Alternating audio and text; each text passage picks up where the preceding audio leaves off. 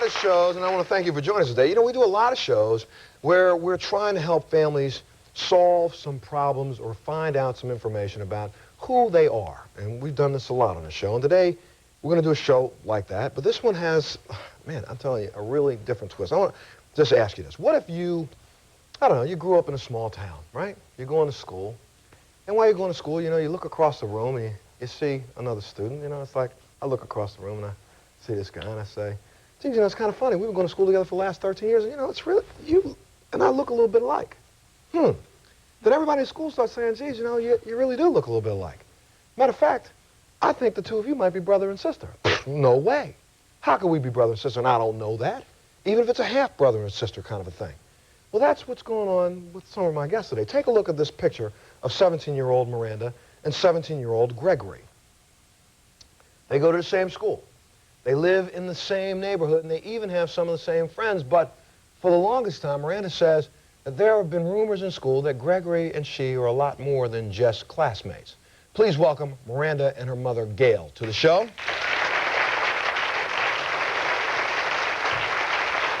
Gail, Miranda came home from school one day and asked you the question, and what was it? She asked me if Gregory was her brother, her real brother, or not, because she heard rumors that he was saying at school that he was her brother. Now, there's a chance he could be, there's a chance he could not be. We don't know for sure. This I don't quite get. Explain to me how this could possibly have happened. You were with Miranda's father. Yes. You were married to him or just dating him? We were living together for a few months, quite a few years ago, and he normally went to work with me. And the one night he wouldn't go to work with me because we got in a little argument. And someone came in to where I worked and told me that they seen him over town with a bunch of other people. So I borrowed a friend's car and I went home and I found him and a few others. The others were laying on my living room floor and he was in my bed sleeping. With someone He was else? by himself He was at by that himself. time, yes. Okay, so you got mad, you threw them all out the house. Yes, I did. I threw them all out. Just get out. Don't be partying while I'm at work, right? Right. Okay, and then you came back in the morning. I got off of work at 2 o'clock in the morning, and I came home. Well, I had two of my friends with me because I didn't know what he was up to. And when I got home, I walked in the apartment, and two of them were laying on the floor together, Again? and Keith was in bed with the other woman. With another woman. But they were both fully clothed. Fully clothed. So you never thought anything happened. But I didn't know. But you ended that relationship, and then a bingo bango, a couple months later, you found out you were pregnant. Yeah, I found out I was, well, that night I told him I was pregnant, and the other girls, the other people that were with him said, oh, she's just making that up to trap you. And I said, no, I'm not making this up. And so you were pregnant, and there's Miranda. So Miranda, now you're in school. Have you had a relationship with your biological father? I haven't been very involved with him. I talked to him a couple times, but that was really about it. We haven't been together much. He did own up and say that he was your father. Correct, so we know that. We took a paternity test? Did he? He never wanted to take one. He knew he was her father from the day she was born. He was with this off and on up until she was about a year old. Okay. All right, so now you're in school, and the next thing you know, there's this boy Gregory walking around the hallway, and he says, guess what? I think that Miranda and I might be half brothers and sisters. Is that how you heard this? We figured we were, like, related because when we went up for, like, custody hearings and everything, he was there with his mother, and we just figured he was, like, my brother and everything because his mother told him that my Keith father was his father. Was his father. But Keith has denied being Gregory's father. He don't know for sure because he says that he didn't do anything that night they were together. Okay, well, I think we need to, so now, for the last 17 years of your life, you only thought you had one brother. But now you might have another half-brother. And everybody in school is talking about this, correct? Not many people were talking about it. We've had a couple of the same friends, and I don't know if he said to the one friend that we were brother and sister, or who said to him about it, but he came up to me in class one day and said about, I hear you have a brother, that Greg's your brother and everything. And I'm like, he's supposedly is, but we don't know for sure if he is. And that's what we came here today, was to find out for sure. So please welcome Annette and her son Gregory to the show.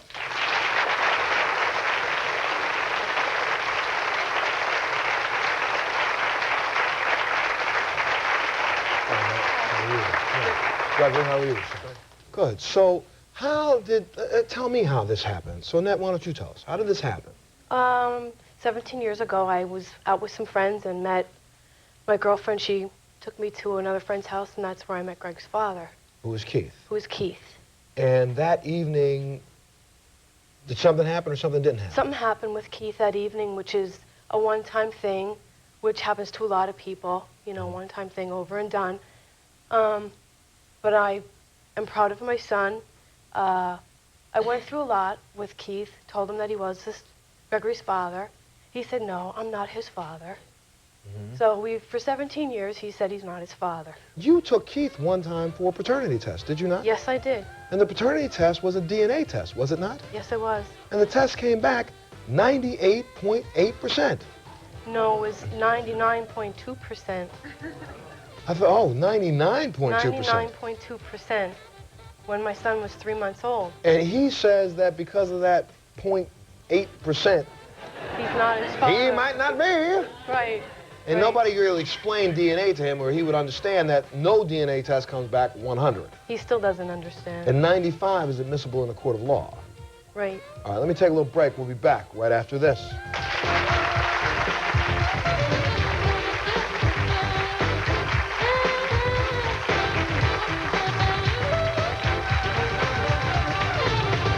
Because through the years, there have been statements from Annette that Gregory is not mine, or that she's not sure that he's mine. Who stared death in the face, and the incredible heroes who saved their lives. Jeff was just moments from drowning. Then Aaron appeared. It was like a call from God. You know, somebody needs my help. A tribute to life-saving heroes. There are some people left out here who give a damn. On the next Montel.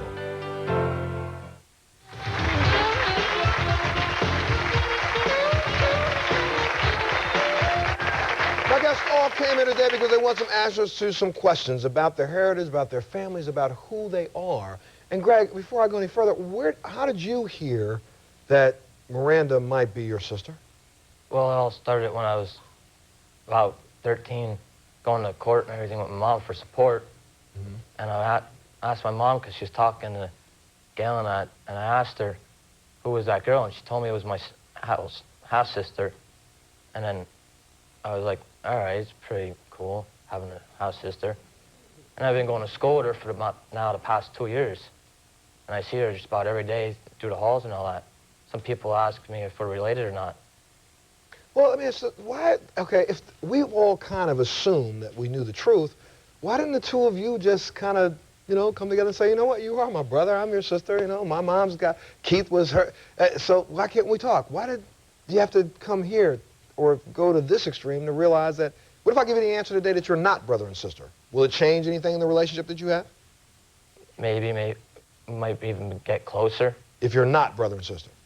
What if I Become tell you today friends. that you are brother and sister? What would happen then? Probably try and get a brother and sister relationship going.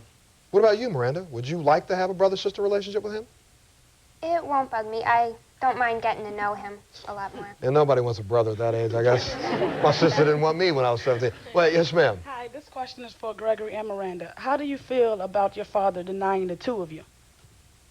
Well, he never denied Miranda, but he did deny Greg. So how do you feel about these denials, Greg? It hurts a lot. I would think so. I would think so. Maybe we ought to ask him why he did it. Please welcome Keith to the show.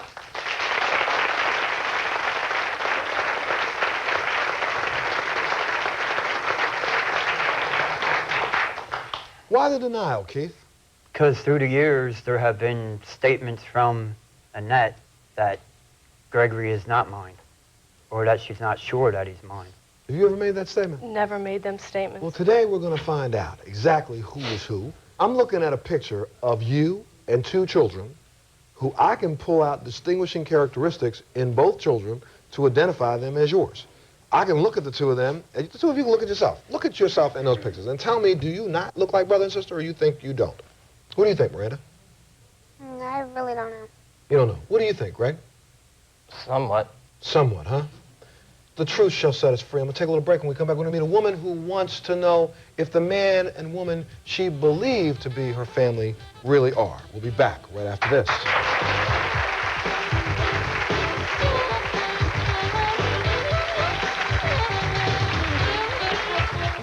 him. You never took him anywhere. You never did anything with him. For 17 years. You know what I've done? I've been mother and father for 17 years to this child.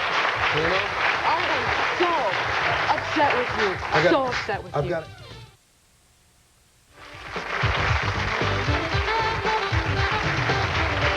I know you probably tuned in and you're looking at this and you're saying, well, geez, Montel, this could never happen. Two kids couldn't end up in the same school and have the same father and not know that. But let me tell you what's going on.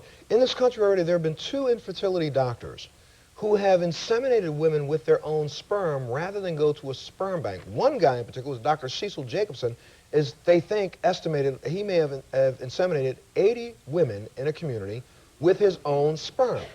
That means that these women have children that are now 17 years old, 18 years old, or something of that nature, and they wake up and you could be sitting in classroom across from somebody else and wonder why you're attracted to that person.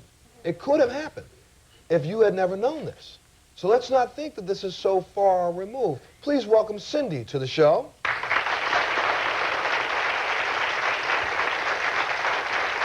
Cindy, tell us about finding your father and your sisters. Let's go back for a little bit. You were adopted. You knew you were adopted, correct? When did you decide to start searching? I was adopted when I was 2.5. And all my life I've wondered who my mother is, who my father is, where I've come from, who do I look like. So last year in June, I decided to search. And when you started the search, you got some, I would say in a way, some disturbing information, didn't you, initially? Yes. What was it? I found out that my birth mother had passed away. Okay, this is what you were told. Correct. Did they open up and tell you anything about having siblings? Did you know before you started the search that you could possibly have some siblings? No, I didn't. And then when you started searching, you found out what? Well, I found out that I had possibly 2 sisters. And those 2 people are who? Erin and Gabby. Why don't you say, please welcome Erin and Gabby to the show. Please welcome Erin and Gabby to the show.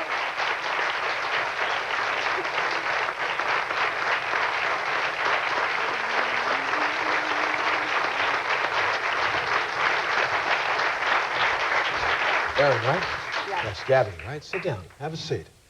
So she finds out that there's an Erin and Gabby that could be my sisters. While this was going on, you knew you were adopted? Right. When I was 2 weeks old, I was adopted. And you were with a wonderful family? A wonderful family, along with 3 other sisters who were also adopted. Okay. And my mother had told me that she believed my biological mother had given up a child before myself. So in the back of my mind, I always knew I had a sibling. Okay. So and then my older sister also, I guess, had talked to my mother about it a lot too, and was telling me all the time, there's somebody out there, Gabby. And I mean, all my life growing up, I always wondered, you know, do I look like someone? How come I act this certain way? Maybe my mother does this. And did you know anything about your mother? Did they know anything about your mother? Well, my family only knew a couple, like maybe her name, they said her name was Jill M. And she was very young when she had you. That's the only information I ever got about my biological mother. How about you, Erin? Now, you're sitting at home. Did you know you were adopted? I knew I was adopted ever since I was a small girl. You grew up in a loving family? Loving family. I was only 5 days old when my parents adopted me. I grew up in a real big family with lots of love. I always thought, though, maybe in the back of my mind, someday I would look out to seek my birth mother, but not having any idea that there would be other siblings out there, so I was very shocked when I got the call. And wait, now you called Erin first, right? Who did you Actually, the social worker called her first. And told you what? And contacted me to tell me that I had a younger sibling. Who was looking for you? Looking for me, but in the meantime, she also told me my birth mother was deceased. So it was a, mixed call where I was excited and then also disappointed, but I just got in touch with Cindy that night, and we met the very next day. I worked real close by to where she lived. And then, wait, you found out that the 2 of you lived almost in the same community? Yes, I did. 15 minutes apart? 15 minutes apart. Your whole life? All 3 of you? In fact, Cindy lives in the area where I used to live 5 years ago. Then how did you know about Gabby? Who told you about Gabby? There was a third one. The social worker told us that there was a third one. And that was after I'd found Erin and after I'd found Tom. And Tom said, I will foot the bill to find Gabby. Okay, and Tom, I should say, we're going to meet him next when we come back from this break. Tom is the father of possibly all 3 of you. Correct. But you never knew this. No. And I should also say something else. Liz, can you give me that piece of paper? We tried our best to do a search. And I'm going to tell you this right now before Tom even comes out. Now, I'm going to take a break. We do a pretty good job around here. We've got some probably the finest private detectives in this world who work with us when we try to find lost loves and lost people. Mr. Joe Culligan. Joe Culligan did a search and a half, and we were trying to see, your mother's name was Jill Morey, right? Moray. We tried to find a death certificate on your mother. We right now believe maybe one doesn't exist. But I couldn't find one, that's why I called the show. No one's been able to find one. No. Which brings on another question. Is she dead? Yeah, exactly. And I don't say that to give you false hope. I'm not telling you that because somebody's going to walk out from backstage, because that's not happening. We couldn't find her, but I thought it wouldn't be a bad idea today. We'll talk to Tom. Wouldn't be a bad idea today for, if you want to know, let's shout it out. If you know anybody out there that may know something about this, or Jill, if you are there, contact us at the Montel Williams Show. We'd love to be able to bring you back and put you in touch, only if you want to be in touch. Make that as And before we do that, I'm going to take a break. When we come back, I want to introduce you to a man by the name of Tom, who could possibly be all three girls' fathers. I say could possibly be. He could only be one of your fathers. We'll find out because we took a paternity test, and we'll know by the end of this hour. Take a break. We'll be back right after this.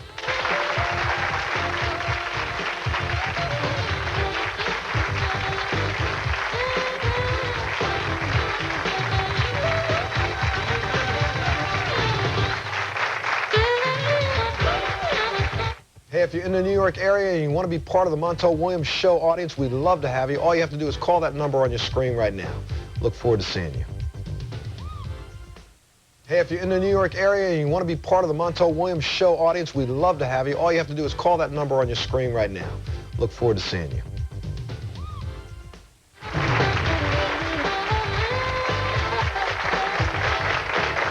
Please welcome Tom to the show. Tom, before I come here, I want to take this question. Yes, sir. Keith, I have a question for you. When you find out for sure, which we all know that that is your son, what are you going to do about it? I just had a almost 2-month-old baby. He's a baby boy, the best thing in my life. And I'm going to play sports, football, and everything else. How could you sit there and deny that that's your son? Okay.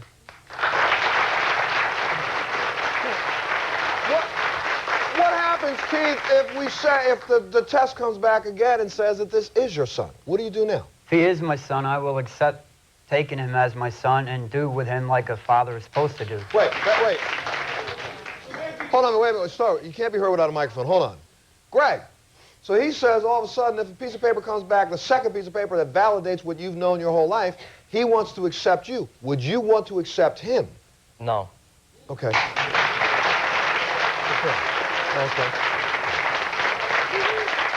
Tom, I know this was kind of was this a shocker to you? Because the first time you received a phone call from social services and also from, who was it, Cindy, right? Did you not say, wait, sorry, got the wrong Tom? Yeah, I did. At You first. did? Why? Oh, I guess I didn't want to fess up to it. Mm-hmm. And it kind of bothered me, get on my nerves there that I'd basically lied about it, you know. And I called the lady back and said, I need to talk to you. You know, this is eating on me, and I pretty much, you know something that happened in my past. And you did have a relationship with this woman, Joe? yeah, oh yeah. How long did that relationship last? Well, roughly, probably off and on 7 years. 7 years. Yeah. And you knew her through her trials and her tribulation. I mean, through And mine too. and yours too. You've had a hard time, but you've gotten it together, right? I'm still breathing. Absolutely. And in that though, your daughters. Do you know which of these young ladies are your daughter? Or if all three are? Maybe one. Maybe one. Pretty sure about one. Okay, we're going to find that out today. Before we do that, please welcome Guy to the show.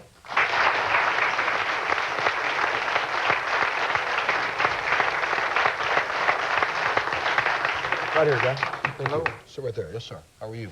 I'm doing okay. A little Good. nervous. You had an affair with a young lady named, I shouldn't say affair, you had a, what do you want to call it? Tryst? A tryst is a very good word. Okay, let's call it tryst. You had a tryst with a young lady about 6 years ago. What happened? I take it from the top? Sure. Okay, I'm just kind of a quiet country boy. I don't smoke, drink. I don't go out chasing women. I kind of sit around the homestead, work on the homestead. And I don't meet a whole lot of people. And then this young girl moves in next door. She's a nurse. She's got a lot going for her. She's cute. She's outgoing. She doesn't mind getting dirty. You know, I thought, well, we might have something here. Thank you. This is good. So we start doing the lovey-dovey. We're getting closer. We've gotten intimate. It's a lovey-dovey's okay thing. Yeah, it's okay. Got intimate. She said that she had this thing, I don't know if it's a plus-minus thing, that her tubes were blocked and that she couldn't get pregnant even if she wanted to. Mm-hmm. You know, so that wasn't either here nor there. We're still early in the relationship. We hadn't even considered a family marriage or anything like that. I've known her for a very short time. Mm-hmm. So, out of the blue, one day, her ex-boyfriend, rock and roll musician, guitar player, blows into town. Not a country boy. Not a country boy. All right. Definitely No dirt under not. those nails. He's exciting. I'm kind of, like I said, I stayed at home, work on the old farm. So, bam, she's gone. She's with him. Mm-hmm. You know, not even a goodbye. No, it was nice, but. See ya. Uh-huh. Month and a half later, she calls up and says what? She knocks on the door, knock, knock, knock. I think I'm pregnant and it might be yours. What? Tubes? Hey, just a second. What's going on here? Tubes tied, weren't they? Hello. Mm-hmm. So I said, well, you know how I feel. You know I'm looking for somebody special in my life. I'm there for you. He said, whoa, don't take it any farther. I'm in love with somebody else. I'm going to have the baby. I just thought you should know. See ya. Mm-hmm. So she leaves. Goes off with this guy. Yeah, and I'm still trying. I'm in the outskirts trying to, hey, I have feelings here. Talk to me, or whatever. And time goes by. She has the baby. I'm the only one in the hospital.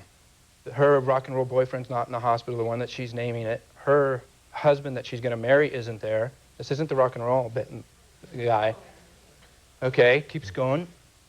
And she still won't have anything to do with it, pushing me away. She wants this other guy. She's still kind of upset for breaking this up with me, or me breaking her up.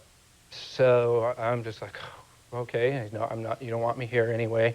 Baby's born. I call the district attorney saying, I want a paternity suit. I want some rights. I want to know what's going on. And the district attorney tells me, well, we know about you. We know who you are, but she's already named the other guy as the father. She calls me up and says, oh, the test came back negative on this other guy. You're the father. What do you want to do about it? I'm going to take a break. I'm going to come back. We'll meet Christine and find out why she's done this. We'll take a break. We'll be back right after this.